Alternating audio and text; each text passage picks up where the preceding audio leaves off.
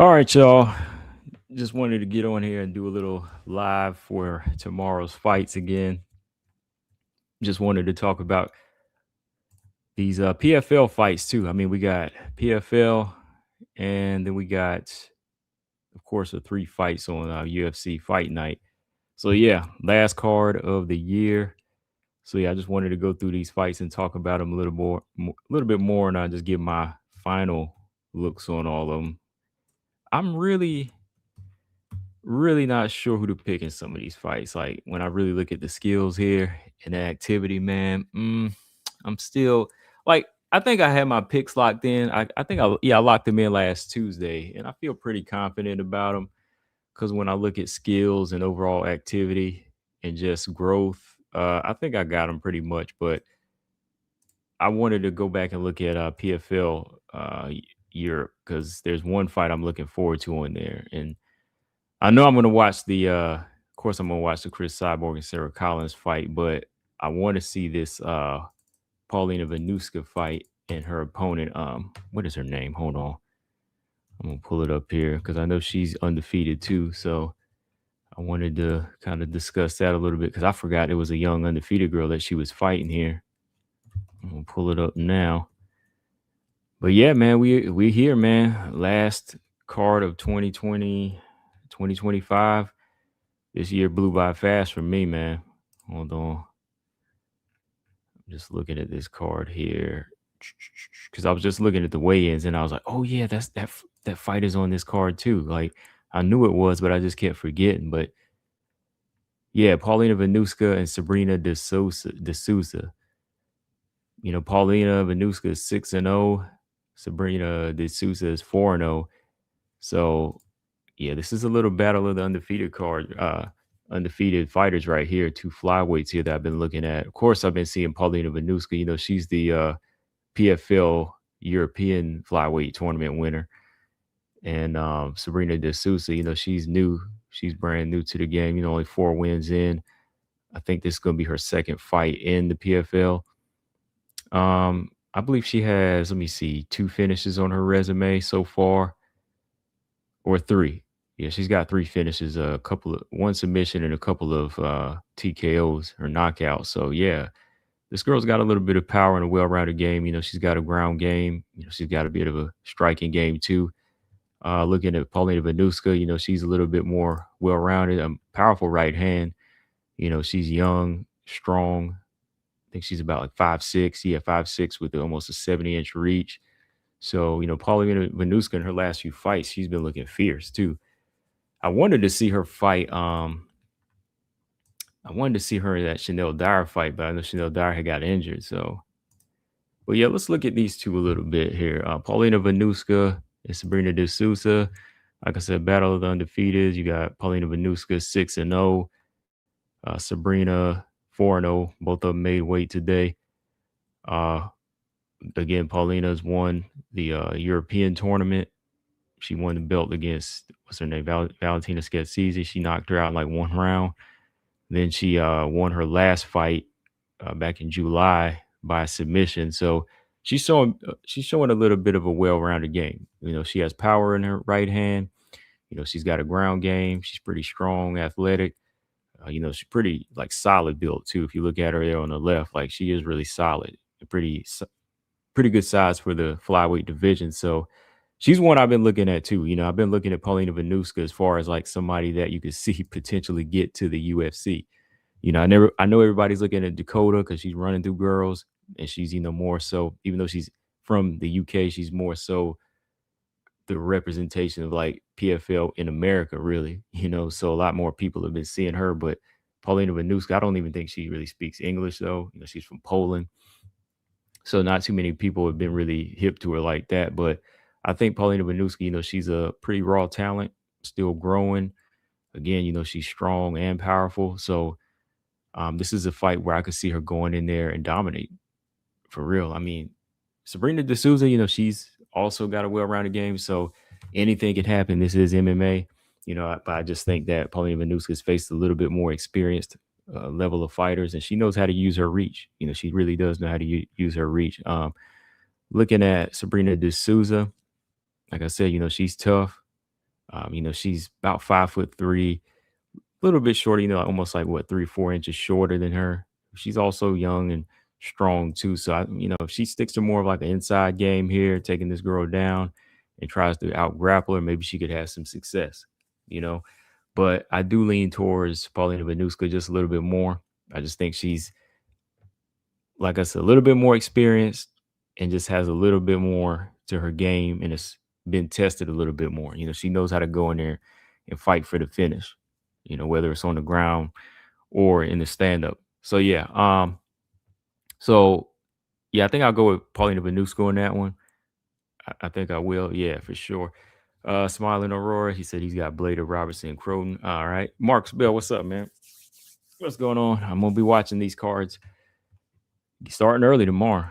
I ain't gonna be doing too much tomorrow, so yeah, I'm gonna get up and try to start early and check out this PFL card. I want to go ahead and catch this one live. So yeah, every time I'm seeing a newcomer in the flyweight division, whether it's in the UFC, outside of the UFC, I gotta tune in because flyweights all around just seem to be a little bit more entertaining as of lately. I'm not taking away from all the divisions. It's just like it seems like every girl that's fighting at 125 is putting some type of action on, man. It's just not the UFC. All right. Oh yeah, I got to get up, man. Shoot, I got to check this fight out, man. I'm getting up to watch this card now, man, because I ain't got no plans for tomorrow. I made sure my day is pretty much just doing nothing tomorrow. Tried to do everything I got to do today. Do everything I got to do today and yesterday. Did all my work and everything. So I'm gonna take my rest day. Got to take my Sabbath day tomorrow for sure. Resting and watching my fights and other stuff. Yeah, I'm gonna just be doing other stuff. Eating. Yeah, I just made up for it today. I just went running today. So now rest of the night on in tomorrow, all of Saturday is just resting.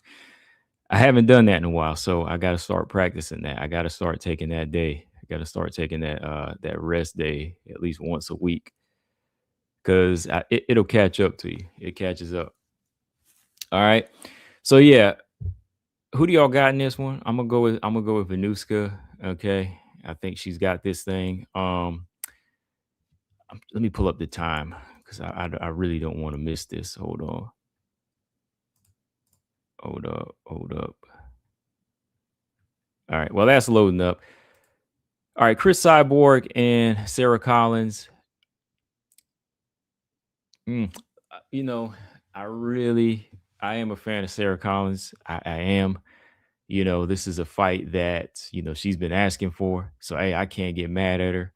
You know, for one, the PFL they don't really offer too much when it comes to featherweights. So beat 2 or 3 girls and you locked in. Sarah Collins, she's 6-0. That last fight is still like one of the highlights of her career. I was playing it over and over when they played it on Instagram where she scored 2 stoppages. She drops Leah McCourt, almost looks like Leah McCourt's out. And then she submits her. Then she chokes her out. So Sarah Collins got, she's got a killing streak in her too. She's got that killer instinct. So I definitely knew she was going to call for this Chris Cyborg fight as soon as, she put together a legit win streak. Because Leah McCourt, she was trying to get herself in position of a Chris Cyborg fight. And honestly, even if Leah McCourt had beat Sarah Collins, I just don't think she really has that, like, that skill or experience or that drive to beat a Chris Cyborg. Like, I just didn't see it in Leah McCourt. Honestly, I think Sarah Collins has a little bit more like of a grittiness to her. Like I could see her maybe, taking it to Chris Cyborg a little bit more. But it's still a big if, 6-0. I'm a fan of her, but it's just really hard to say she has like the proper tools to just go in there and execute this dominant win over Chris Cyborg. It's more of a situation where she's just got to hope for the best. Well, for us, I mean, she can't hope for the best. She's got to go in there prepared for everything, For us, it's just like, okay, if you want to see Chris Cyborg test, you just got to hope that Sarah is durable. Like we were talking about the other night, that she's able to go in there and take a few shots to get on the inside, but not take too many, and hope that her striking game is on point. She has to make sure that her striking game is smart enough to get on the inside, and then get to her strong point in this fight, which is the grappling. Um, looking at Chris though, man, Chris, she been in this too long. That's why it's just hard to pick against her. It'd have to be more about Father Time slowing her down in this fight, or Sarah Collins really catching her with something big. Like if Sarah Collins could catch her with something, that's the only way I could see it going in her favor. And I think the longer the fight draws out, it would favor Chris Cyborg. And we know Chris Cyborg, she's a quick finisher too. I think Sarah Collins, I don't think she's ever been 5 rounds. Let me look at her resume. Let me see. She went the distance with Jamie Eden, and I know that was probably like a 3-round fight. Her first fight, of course, that was a 3-round fight. Let me see. Finish. Her Bellator fight against Sinead Kavanaugh, she won. That was a 3-round fight. Yeah, so she's never been 5 before. So we already know that Chris has that experience, even in 5, even though she's finished a number of her opponents. But just looking at Chris Cyborg as of recently too, she's been slowing her pace down. She's been slowing it down and fighting a little bit smarter with her striking, learned a lot more with her boxing. So really, man, like to see Chris Cyborg actually like almost look lost in this fight, that would be a surprise, or that would just tell us that it might be time for her to retire. But I just see Chris Cyborg having every ground covered in this fight. Like I'm rooting for Sarah. I'm rooting for Sarah Collins because I love to see somebody win this, somebody new.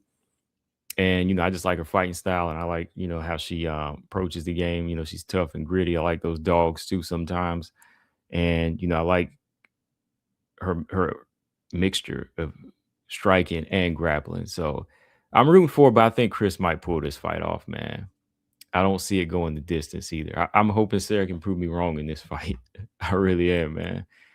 Let me see. PFL Europe 4. It starts at 11 a.m. Eastern time.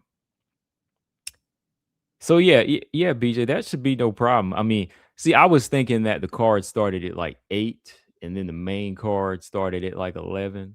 But if the whole card starts at 11, the main card, then I'll be up for that.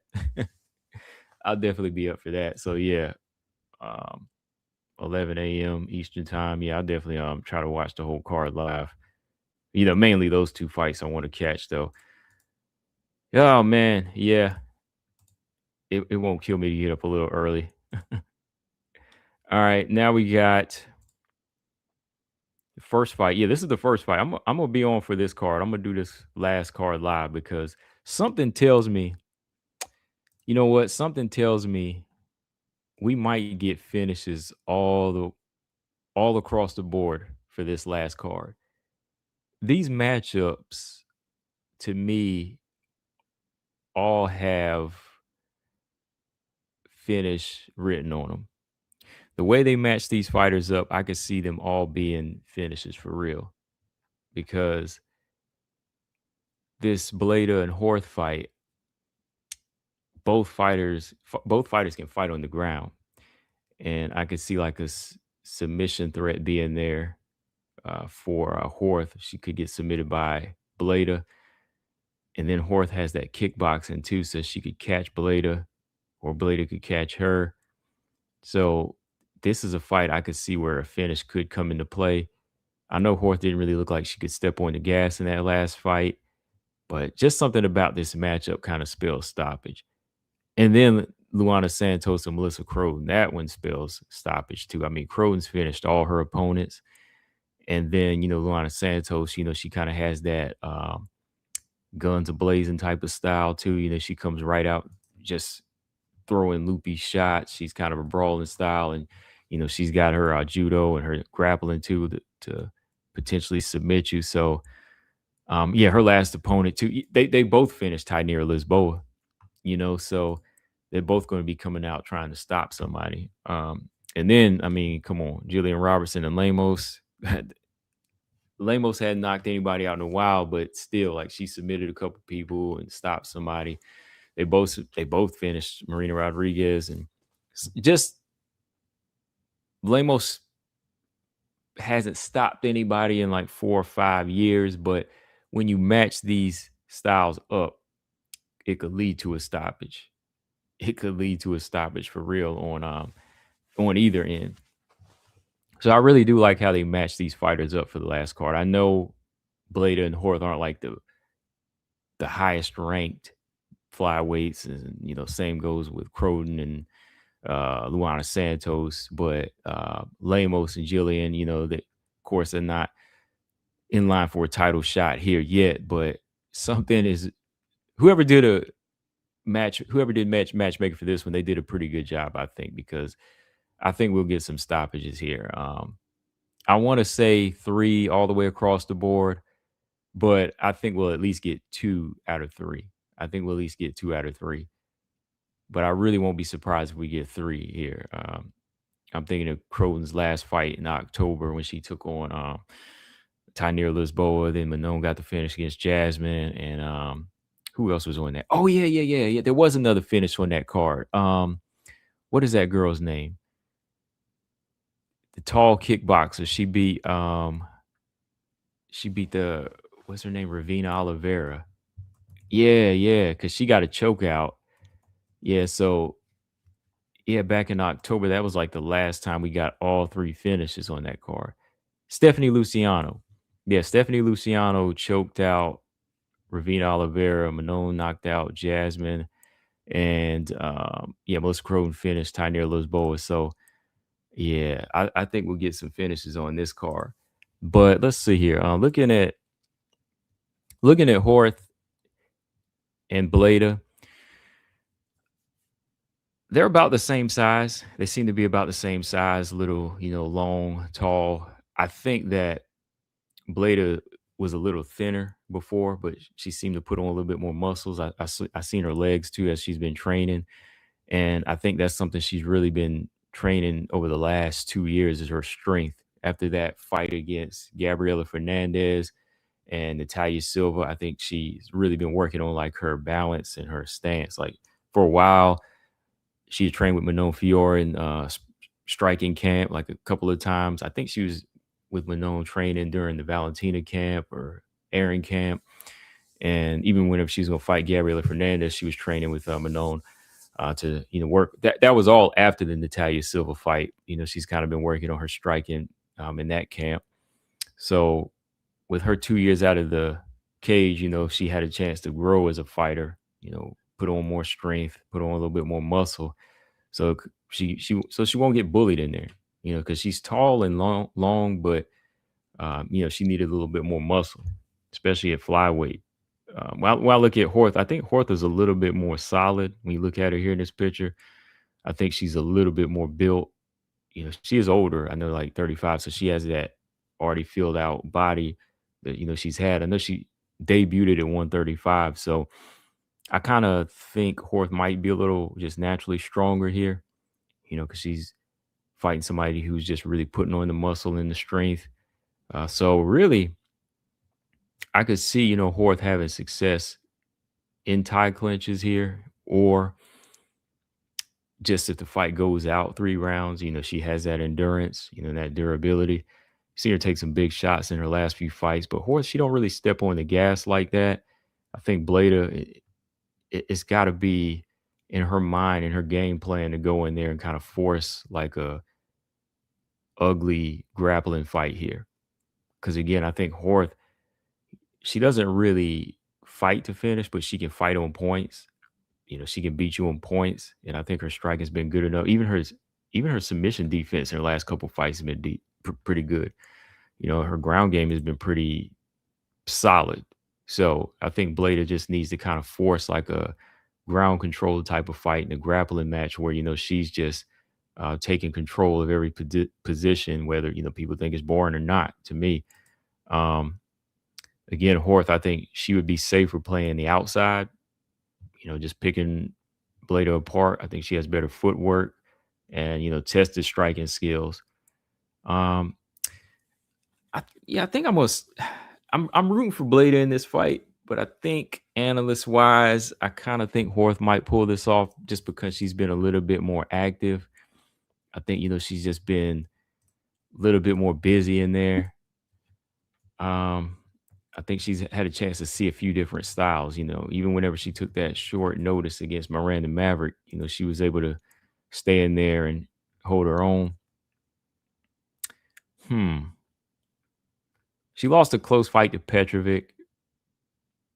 And I thought she was winning that fight too. I thought Petrovic, yeah, she did win that fight. She did win that fight. Yeah, because that was the fight where she was actually out grappling Petrovic a little bit. I think that's the fight that sent Ivana Petrovic out of the UFC. She lost to Veronica Hardy and Miranda Maverick. Um, her biggest wins are Demopoulos and Petrovic. I don't know. I think I might go. I'm gonna go with Bleda here, man. I think Bleda might pull this off, man. I think Bleda will probably pull this off if she can stick. I think Bleda has the ability to stick to more of a game plan. I think Bleda has that relentless style too. That's something I don't want to forget. I know it's because she's been out for so long too. That's why I hate to count her out because of that long period of time off. But she's pretty much dominated a lot of her opponents too. I think that stands for something though. She's finished people on the feet too. She's had TKOs and she's got submissions. She's been let me see. Well, her championship fight in Octagon, she finished in the first round. Yeah, she's been the distance a number of times, and she was undefeated as an amateur too. So, let me see here. Her only loss was to Natalia Silva, really, and Gabriela Fernandez. I mean, she drowned her, and she did win that first round against Natalia Silva. Like, I think the only thing that's kind of slowed Teresa Bleda down is the inactivity. And like I said, that's the one thing that was kind of making it hard for me to pick. I'm gonna go with Bleda, man. Bleda's 5'9", 71-inch reach. She is long and tall. And I think that time has paid off, man. I think it has paid off. I'm gonna go with Bleda, man. Let me see. Because Jamie Lynn Horth, she did kind of struggle with because if you go 3 rounds with Vanessa Demopoulos, who is a strawweight, and you don't get that girl out of there, um, you're gonna have some trouble with a fighter like Bleda who just keeps coming. And if you don't have the power to finish, I don't know. Yeah, because Miranda Maverick, she did out grapple her too. But yeah, I believe Miranda Maverick did have some success grappling. So I think I'm gonna go. I'm gonna go with Teresa Bleda there. That's why I want to come back on and look at this and look at the resumes again because I just had to kind of remember. I know we were doing the show last week. I didn't really get a chance to go back and look, but Bleda, I'm thinking that she'll get back in the mix, man. I just didn't like that she was out for 2 years. I just did not like that she was out for 2 years, but maybe that was a blessing in disguise because that's going to get her back to where she needs to be. So yeah, because I was looking at her legs too, man. Like that girl has put on a lot of muscle too. I think she's really been working like her strength and conditioning. So I think she just needed that time to grow. Yeah, I'm gonna go with Blade. I don't know if she'll finish, but I'm gonna go with decision. I think Blade will get this by decision. All right. And that's what I like when fights are hard to pick. That means it's usually going to be a good fight. That really does mean it's going to be a good fight. That's kind of been my record whenever I'm like on the edge and I can't pick. It usually turns into a good fight. Okay, so we got Melissa Croden coming back after what, 2 months on a great card in Canada back in October. She's making her quick return to take on Luana Santos. And that's why I got to say, look, shout out to Melissa Croden for jumping right back into the mix to say, I'm hungry. Let me get some more. You know what I mean? She got that third round finish against Tynera Lisboa, which wasn't easy. It was kind of a tooth and nail type of fight. But Melissa Croden, she called and she answered the call and say, let me get that fight with Luana Santos. Let me go ahead and do that. Who was Luana Santos supposed to fight anyways? Was there somebody that canceled? Let me see. Hold on here. I want to see who Luana Santos was supposed to fight. Um, Wait a minute. Okay. Daria Zalesnikova, she was supposed to fight in November. And then she was going to fight Melissa Croden in November. But then they pushed it back to the December 13th card. Okay. So it was Daria Zalesnikova was her original opponent. So Croden was going to step in November, but now she's pushed it back to December, which it makes sense. Give the girl like another month or two to rest. But yeah, looking at the weigh-in too, Melissa Croden, like I said, she's a big bantamweight, but she looked good on the scales. Even here, like she's already kind of putting some weight back on. Like she didn't look too bad, didn't look any dried out or anything like that. Melissa Croden looked pretty decent, so she should be top notch on fight night. Luana Santos, yeah, I definitely can't count her out either. I think Luana Santos is a tough fighter. I think that there's some things that she needs to work on. I know she's beat who she beat. She beat Juju. She finished Juju. She came in brawling, knocked Juju out. And she beat Stephanie Edgar. She choked out Agapova. And she finished Tainara Lisboa, but she lost to Casey O'Neill. So that kind of tells a story for me right there. She's beat a lot of the lower tier opponents. Some people not even in the UFC anymore, like Stephanie Edgar, Agapova, and Juju Miller. The question's still out for her. So yeah, she can beat girls like that. She can beat girls at that level. And yeah, in LFA she lost to Jenna Bishop. Yep. I saw that. Yeah, I remember that. Yeah, she lost to Jenna Bishop too. So that kind of tells the tale, I think, on what her skill level is like as far as adjusting to specialists or better opponents on the feet and on the ground. Because I mean, come on, Agapova. I'm not taking away from that win, but I'm just saying like Agapova doesn't really pose that big of a threat. I think to me her biggest win is Tainara Lisboa. Really, it really is. Like as far as quality, and even Stephanie Edgar, those are probably the two quality opponents that she has beat. So of course, times change. I mean, hopefully she's learned from that. She's growing. But when I look at somebody like Melissa Croden, I just see a big, strong fighter with better striking, probably the best striking. Yeah, I would say Melissa Croden has the best. She's the best striker on her resume. Croden is going to be the best striker on Luana Santos's resume, is what I'm saying. I think she's better than pretty much everybody. And then I see she lost to Casey O'Neill by a decision, and I think that technique wise, Melissa Croden, she's better. As far as her karate, kickboxing, and how she's been perfecting just her overall regular boxing, and she hits harder. This is going to be a big task for Luana Santos. I think Luana Santos is just going to have to make sure she can kind of fend Croden off and not really engage on the inside here. And if she does, she's gonna have to look to reverse with some judo to get the fight to the ground and look for a submission. So to really get any respect from Croden, I don't really see Santos being able to do that unless she lands some big shots.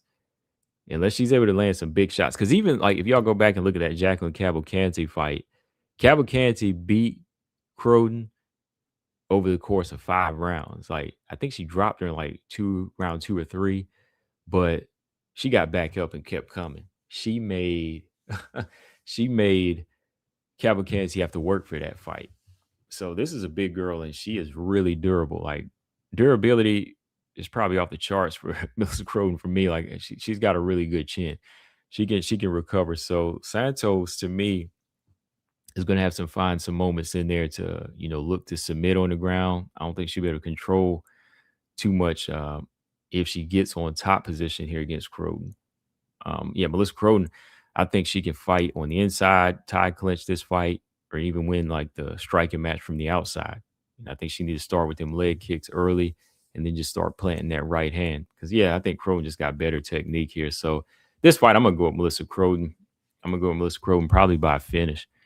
I'll say in like the second or third. I think she can do that in the second or third. One thing I'll say is Croden needs to take less punishment in this fight. I mean, she took some shots from Tainara Lisboa, but you don't want to, take too many shots throughout the course of your career this early on in the UFC. That's just my opinion. Like I know she can, and I know she can drop the bombs too, but I don't think Luana Santos is the one you want to keep taking bombs from like that. That's just my opinion. I just don't want to see her go in there and get rocked or dropped. I mean, that Michelle Montague fight with Luana Carolina, that kind of opened my eyes. I was like, ooh, yeah, I know y'all remember that. Luana Carolina, she buckled Michelle Montague. She kind of almost put her down with that left hand, and she don't even hit that hard. So it's usually them shots you don't see coming that put you down. So hey, I'm just saying.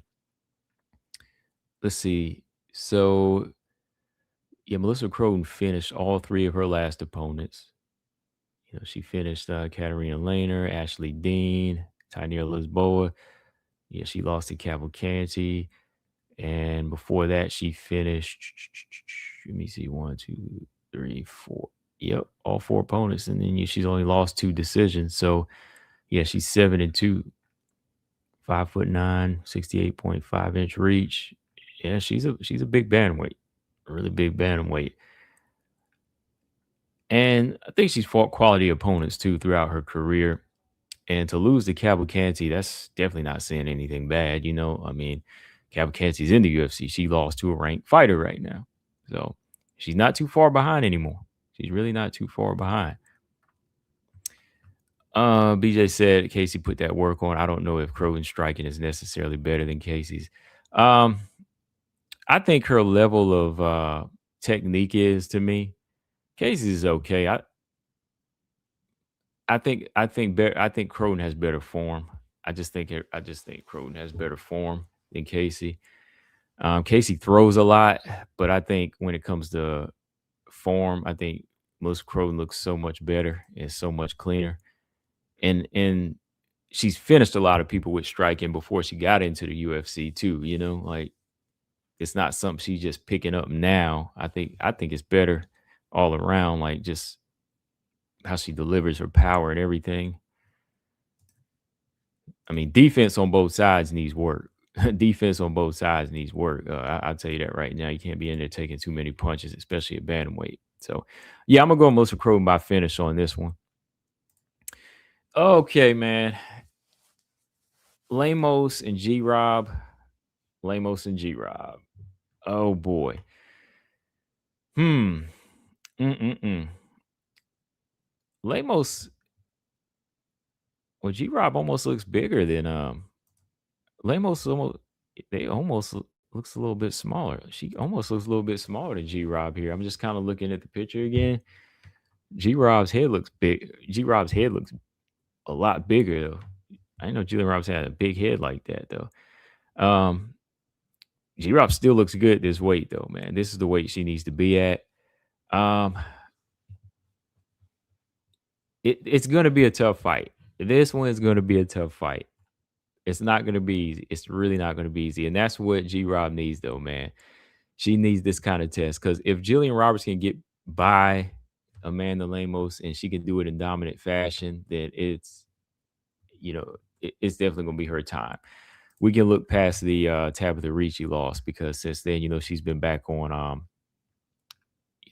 she's been back on her focus now. So G Rob's number 10 and Lemos is number 5. And if she can come in here and make somewhat of a statement against a Lemos, um, I mean, she'll crack the top 5, right? She'll crack the top 5 and she'll be in a good position. So it's definitely good for the division. I think Jillian Robertson, has been looking better than a lot of the straw weights as of lately. But that's what we need. We need some new heads coming in like her, Klein, and Thinera. Need some of these girls that come in and make some noise. Lemos, man, like there's so many times I just thought Lemos would go in there and start somebody, but I just can't depend on her power like that anymore. Can't depend on Lemos's power because when we look at this resume again, her last finish on the feet was Marina Rodriguez, and that was 3 years ago. And that was just, referee stoppage. But the last person she put out was Montserrat Ruiz. As far as, just putting her down and out. Like she wasn't like flat on her face, but still she was out. That was 4 years ago. Then she stopped Liviana Rasuza with a jab, man. That was crazy with a jab. So she has power. But when the quality went up in opponents, it got harder and harder. She beats Angela Hill by decision. Jessica Andrade beats her though. She gets choked out. She submits Michelle Waterson and she beats who else? Yeah, Marina Rodriguez. She stops her. And she beats Mackenzie Dern. So I'm just kind of studying like Amanda Lemos' style. Like she usually has trouble with fighters that have a ground game here, like wrestling, Suarez, Verna, the grappling, Wei Lee, the wrestling, strength, Andrade, chokes her out on the feet. She beats Waterson, by that guillotine choke. And Marina Rodriguez, she outpowered her. And she beats Mackenzie Dern, who didn't really offer much on the ground, like till that last round. She could control her because she just kept coming forward. She beats Yasmin Lucindo. She's a little too green for her. So this is a competitive fight, man, because I'm looking at Jillian Robertson. Like, is Jillian Robertson able to do any of what Wei Lee and Suarez did by taking this girl down and just controlling her? Does she have the strength at this weight? I think she does, man. Like, I think G-Rob has the strength to get this fight to the ground. Like, I believe she's got the strategy now to get this fight to the ground and stay busy enough here. Like, she's got to beware of the power, though. She's got to get out of the way of those big shots. She can't just come running in either, because that's where Mackenzie Dern failed. Like, well, that's the thing about Mackenzie Dern. Like, Mackenzie Dern doesn't really have like great takedowns. I think Jillian has better takedowns. So she can't be in there just trying to, dive straight in because, she's a power punch, like it has to be set up. So watching some of Jillian's past or most recent fights, I think that if she's able to start touching the leg or, avoid Lemos's leg kicks, because Lemos has powerful leg kicks. I tell you that right now. Like, Lemos's leg kicks will hurt. They'll sting if she hits Jillian with some of those things. And Jillian's got to get in early and don't let Lemos build a lead on that.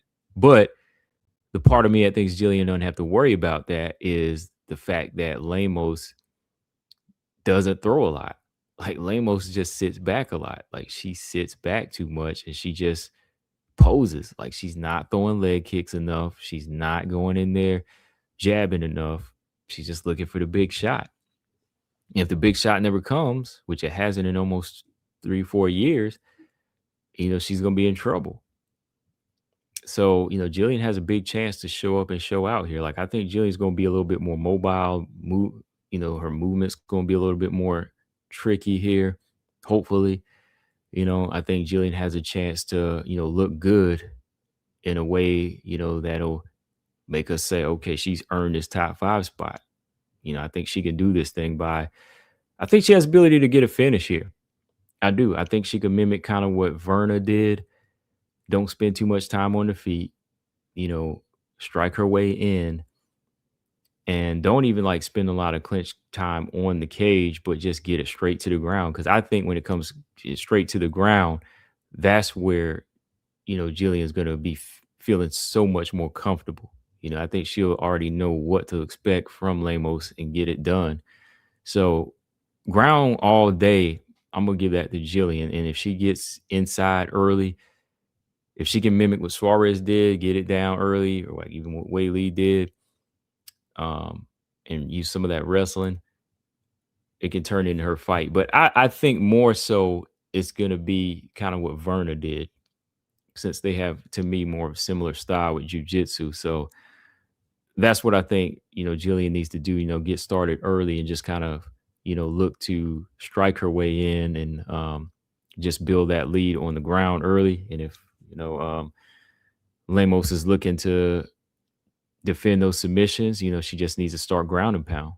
Like, that's another good thing about Jillian is, she doesn't just lay there, she will ground and pound.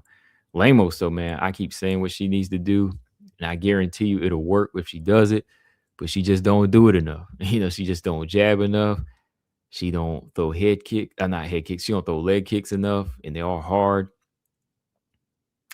She doesn't really set up her right hand with a jab anymore. She's just kind of lacking in that setup game. And I think it is just because she knocked a few people out. Like, she thinks it's going to come to her, man. Like, she thinks the power shots are going to come to her, but you have to set them up. This has to be a fight where she's jabbing more and she's throwing that straight right hand. She's got to throw that straight right hand. The straight right hand is going to be her best friend in this fight. If I put it this way, look, I'm picking Jillian Robertson, I think, to win this fight. But if Lemos is turned on, if she can learn how to jab more in this fight, and she could put a straight right hand down the pipe, she could probably hurt Jillian, possibly get her out of there. This could be her fight if she owns the stand-up. But if she's just sitting back, Jillian could win some stand-up exchanges, get the fight to the ground, and win there. But we'll see. Anything can happen in this one. I'm just hoping that Jillian is ready and, willing to make that statement, which I think she is. I think she's willing to make a statement, but I'm just ready to see some new blood here, myself. Like, I like Lemos, but I just think that if Jillian wins, it's better for the division. So, yeah. I'm going to go Bleda, Croden, and Jillian. Yeah, those are my picks. I'm going to go with Bleda, Croden, and Jillian for sure. Yeah, those are my picks. But on that note, I'll probably jump back on live tomorrow to call the last card of the year. And yeah, I'm gonna do a live one day too, man. Just go back and look at the flyweight division for the year. Maybe like next Wednesday, maybe Sunday. We'll see. Gotta go back and look at the whole flyweight picture, not just the UFC, but just all flyweights. But yeah, not gonna be live for the PFL cards, but if they turn out to be some bangers, we're gonna talk about them. We're gonna be talking about them. But yeah, shout out to everybody in the chat. Let me get up over here. I'm about to go get a little food here, and I'll see y'all tomorrow. Peace.